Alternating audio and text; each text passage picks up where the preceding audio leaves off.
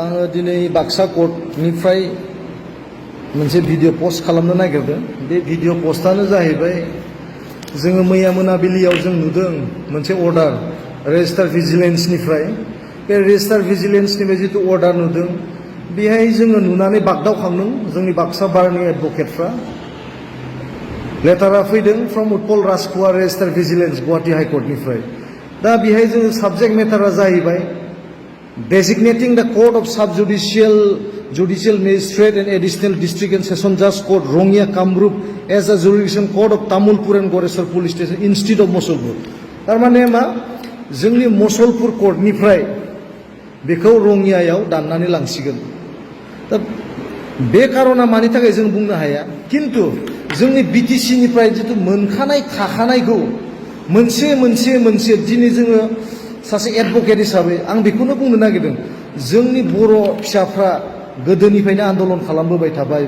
दिनै जों बिटिआर सुक्ति खालामनायनि उनाव मा मोनसेबो जोंनि बर'नि फेभाराव मोनसेबो अर्डारानो ओंखारला। गासिबो मोनसे उल्थासो अर्डार ओंखारजोब्बाय। मैयानो जितु नटिफिकेसन, बे नटिफिकेसनाथ' ओरैबायदि गिखांथाव मोनसे, मानो होनबा जोंनि प्रेक्टिसिं एडभकेट बाक्सानि जितु प्रेजेन्ट जितु एडभकेट बिथांमोननिफ्राय दिनै सेनानै दिनै रङिया कर्टआव मानो लांनो हाखो?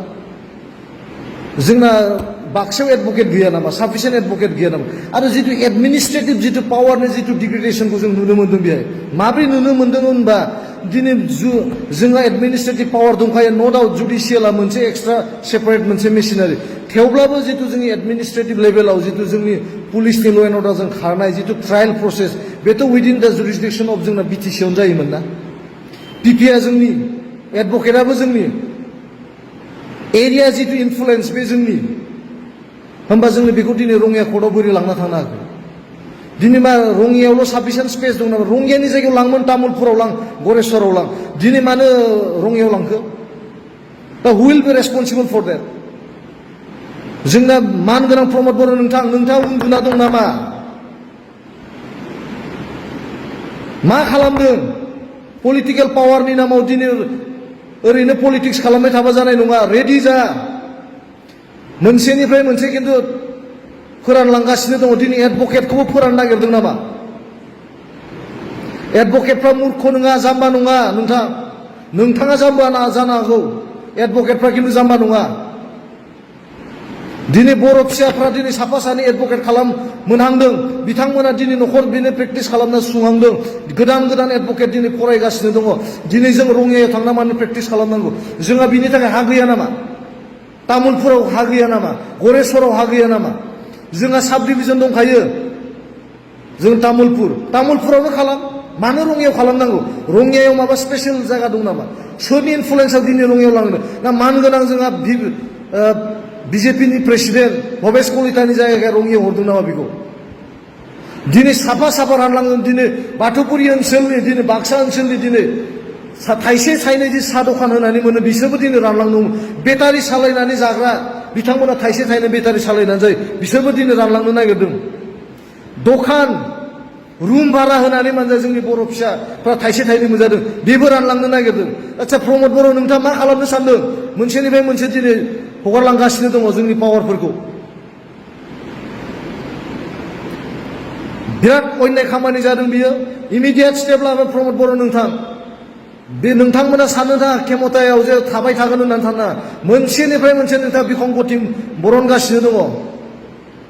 दिनै फैयै नोंथांनि रेफारेन्स नङाबा दिनै तामुलपुरा नोंनि जायगानि, तामुलपुराव लाखिनो हायोमोन, बेखौ बोरै रङियायाव हरखो? दिनै बाक्सा कर्टनिफ्राय बोख्लानानै दिनै सोर पावार होखो? जोंनि बे गरेस्वरजों तामुलपुर कर्ट, गरेस्वरजों तामुलपुरनि पुलिस स्टेसनखौ बोरै रङियायाव लांनो हाखो? न'वेर उइदिन दा डिस्ट्रिक्ट एडमिनिस्ट्रेसनाव जोंनि पुलिस पावारा थायोमोन। किन्तु दिनै पुलिस पावारा दंमालाय मा जुडिसियेलि दिनै जुडिसियेल पावारखौ दिनै रङिया कर्टआव लाना थांबाय। मानो लाना थांनो मोनखो बेखौ? गतिके रायजोफोर साबधान जादो। गाज्रि दिना फारसेनिफ्राय साग्लोबगासिनो दङ। आं सासे एडभकेट, आं रावनिबो दालाल नङा, न' डाउट। आंहा माबा मोनसे एफिलिएसन थानो हागौ, बे बाथ्रा नङा। बाथ्राया जाथिनि मोनसेबो खहा जानो मोननाय नङा।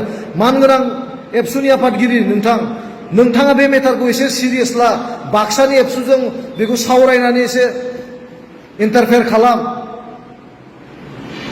आरो लोगोसेयैनो जोंहा लकेलनि जितु इन्टेलेक्सुवेल बिथांमोनाबो सान जोंबो दिनै हरावसो बे अर्डारखौ मोन्दों जों एडभकेटफ्रा दिनै हतबंग बेखौ नुनानै मानो होनबा एन्टायार बाक्सा डिस्ट्रिक्टआ दासो एसे डेभेलप जाबोनाय दिनै मोनसेनिफ्राय मोनसे लांबाय थायोब्ला बाक्सा डिस्ट्रिक्ट थाबावगोन नामा बेहाय मा थाबावगोन बेहाय सब पावारखौ मोनसे हरनानै दिनै पुलिस पावारखौबो दिनै जुडिसियारिखौबो दिनै मानो हरनो हाखो न' डाउट माबा मोनसे कमिउनिकेसननि थाखाय बा दैनि थाखाय लांदों जानांगौ जिहेतु टाइमलि सफैनो हाया एडभकेटफ्रा बा आसामिया खिन्थु तामुलपुरथ' दं गरेस्वरथ' दङ जोंहा साब डिभिजन दं मानो हरनो हायासै आं मिस्टार प्रलयकजित गयारी सासे एडभकेट आं बर' जाथिनि सेन्टिमेन्ट लानानै बेखौ बुंदों आं एडभकेट हिसाबै बुङाखैमोन आं बर'नि सासे एडभकेट हिसाबै बुंनांगौ खारना मा आंहा जाथिनि सेन्टिमेन्ट दं बे कर्टखौ ओरैनो मोनाखै जोंनि बिमा बिफाफ्रा आन्दलन खालामनानै बिदा फंबाय आन्दलन खालामनानै जों दिनै बे मोनसे मोजां इनफ्रास्ट्राक्चार मोनो बेलेगफ्रा फैना बाख्नाय फैयो मोनसे हाइकर्ट बायदि जादों होननानै खिन्थु दिनै बोख्लानानै लांनो नागिरगासिनो दङ बेलेगावसो जोङो एमएससिटि कर्ट फेमिलि कर्ट कन्जुमार फराम कर्टनि थाखाय जोङो लाबोनो जों स्रुत नागिरगासिनो दङ नाथाय दिनै थाखानायनिफ्राय जोंखौ बोख्लानासो लांदों मान गोनां प्रमद बर' नोंथांनि पावारखौ नोङो मोजाङै बेबहार खालाम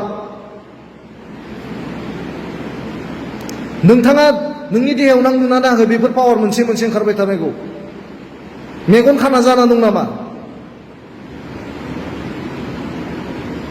लोगोसे आङो गासिबो जोंनि बाक्सा जिल्लानि एडभकेटनिसिमबो मोनसे खावलायनाय नोंथांमोनाबो साफा जवाब होनो रेडि जादों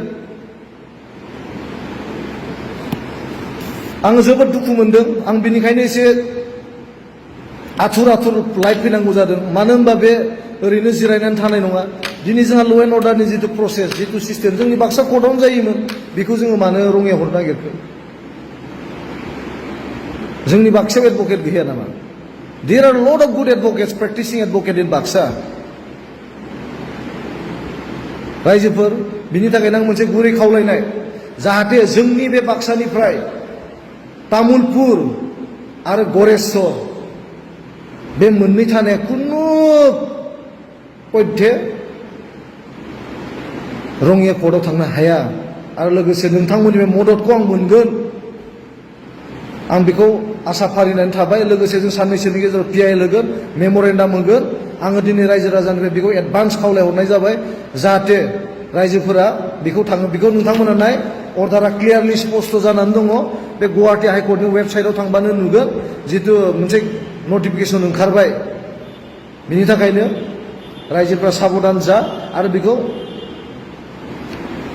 एसे क्लियारलि बुजिनानै नाजा मानो होनबा रायजो राजायाबो बेहाय मोनसे खस्थ' सहायबावनांसिगोन बे जाहैबाय रङिया कर्टसिम थांनांसिगोन बेलेग जायगायाव थांनांसिगोन बिनि थाखाय नोंथांमोनाबो एसे बेखौ गावनि पलिटिकेल लेभेलाव एसे सावराय जाहाथे मोजां जोंना पलिटिकेलनि जितु मानगोनां दैदेनगिरि बिथांमोना मोजाङै सरसा खालामो आरो रायजो राजानि सिन्था खालामो बेखिनियावनो आङो दोनथ'नाय जाबाय दिनै